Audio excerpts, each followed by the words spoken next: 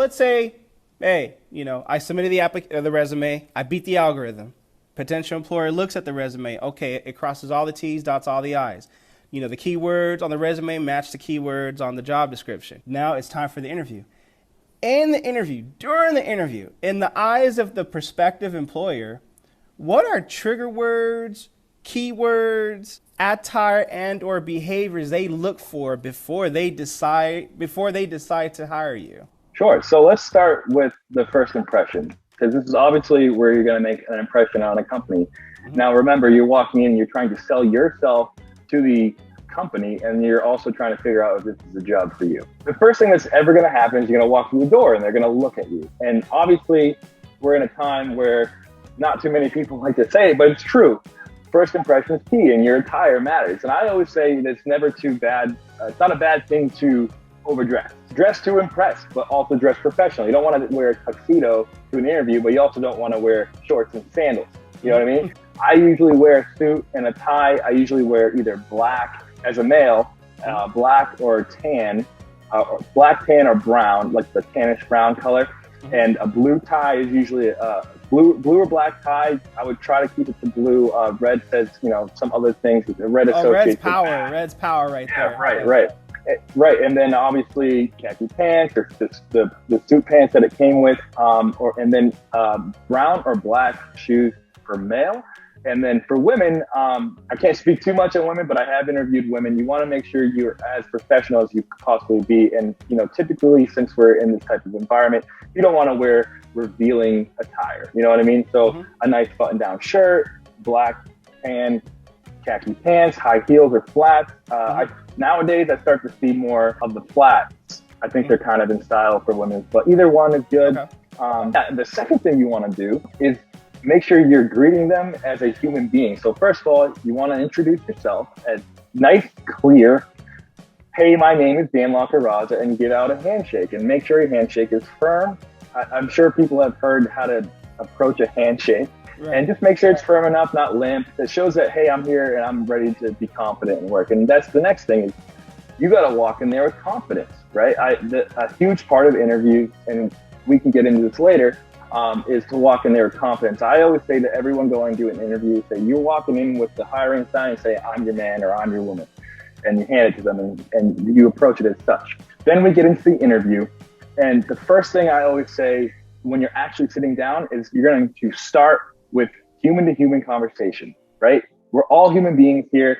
You're obviously going to be nervous. They could be nervous as well. So I would say, hey, let's find something in common. Like, and as corny as it is, how was the drive? How's the weather? Maybe, hey, I was golfing last Saturday. Something that you can find in contact. My experience is always golf. I'm not a golfer, but I'll pretend to oh yeah, I play putt-putt with the girlfriend. I'm just like, man, miniature golf with the kids. Yeah, there you go. Yeah, whatever. Just like what we just did.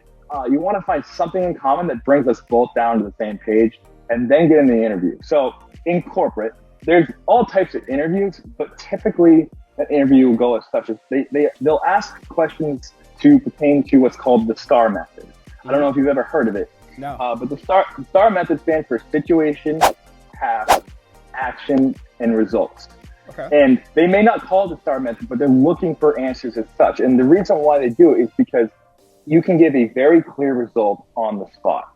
The situation, they're going to give you a task. I have an example. They're going to give you an example of a time when, and how did you accomplish your task, right? Right. And so the situation, okay, I was doing so-and-so, and the task was I had to create an agenda for my boss, and the action was I created the agenda using Excel, and then the result was he was happy with my organization of the agenda for him. Maybe it's a sales manager or something, right? And then they're going to ask you situations on the spot, and you can look, and I always say look back to a job in high school, maybe it was sports, what extracurricular activity did you do in college? Maybe you had a job and you played this role as a job. And usually the job is, if you've had a previous job, you've more likely been in an environment where you're presented with the situation and task, action, and result. And they're perfect examples. And you just try to, on the spot, think of the best one that you can.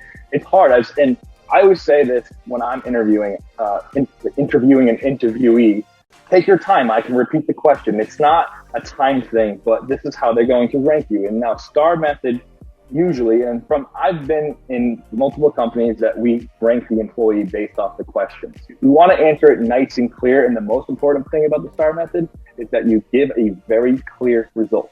And the result is what they're going to be writing down.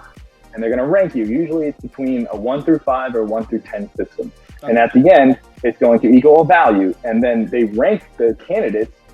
The value could be 100, it could be 200. And so if you have 100 and the next guy came in or she had a 200, they're going to probably pick that 200. So you're trying to rank well. Don't be nervous. They're going to be writing down, but you just want to be as clear as you can. I can't stress that enough. By the way, when you come to an interview, you want to be prepared.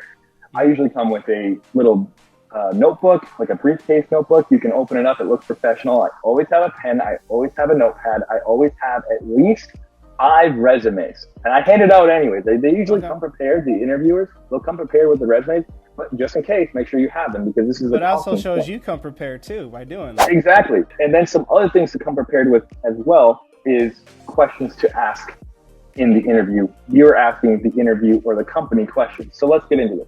When you're done with the STAR questions, or any, like I call them STAR questions, they could just be the company questions, but it's going to be in a STAR manner. And if you aren't asked STAR questions, you should answer questions in such a STAR method. So the next thing, I would run through your resume to say, hey, can I just take some time to run through my work here? Because a lot of, even the interviews that I've been in where I don't have control, or I'm the interviewer and I don't have the say of where the interview is going because there's a person next to me who's higher than me in the corporate rank.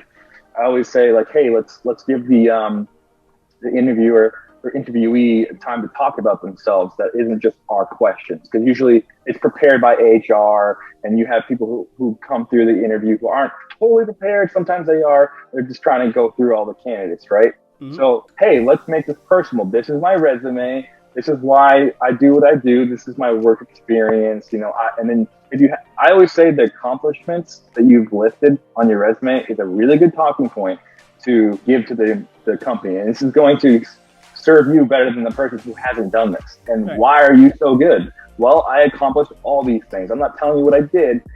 Here's what I've accomplished. I also heard it's probably good to stay away from the sports topic. Like, I don't know. Here's my experience. When I was doing an interview, I'm a Vikings fan. Turns out the brother across the table from me was a Bears fan. I didn't get the job, and I don't know if it had to do with because he was a Bears fan.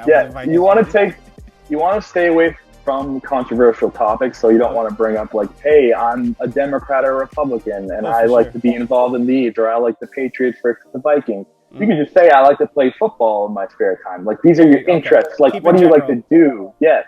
One question that I personally always like to ask is, how are you a human? Why aren't you a robot? You know what I mean? Like, I don't want to see that you're a robot. So what do you like to do in your free time? That's what I ask. That's a little bit of, unorthodox question that I personally ask, and I wish was asked more, because I want to know what you like to do.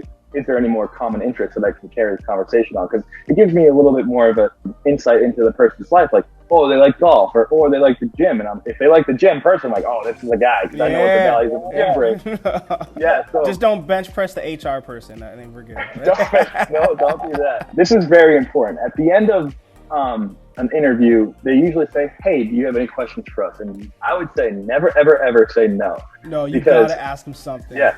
This is the time where you're going to try to figure out if this is the company for you. Now, what you've done previously is say, hey, I'm to the company, I'm your guy. Mm-hmm. But now I want to know if you're my employer. I want to know if I want to work for you. This is where you get a little insight to the day-to-day. So a good question to ask is, can you describe the average day, or what we're going to be working closely with, or what are you guys looking for in a candidate that would make them perfect for the job? What's something you don't like about the company? Yeah. Where do you see me in 5 years? Or, stuff like that. When you walk out of the interview, you don't want to be left with like, I really don't know anything about the company. And a lot of people just kind of go in there like, I hope I get the job. Well, you could also have 5 jobs or 5 interviews lined up. You don't want to just take the first one, because, at the end of it, you want to be able to compare and contrast.